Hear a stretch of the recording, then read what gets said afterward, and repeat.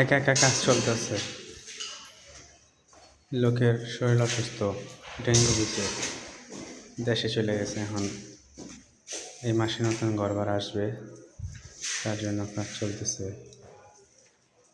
তো একদিনের ভিতরে 2 রুমের একটা ফ্ল্যাট কমপ্লিট করে দিতে হইব। একা একা চেষ্টা করতেছি।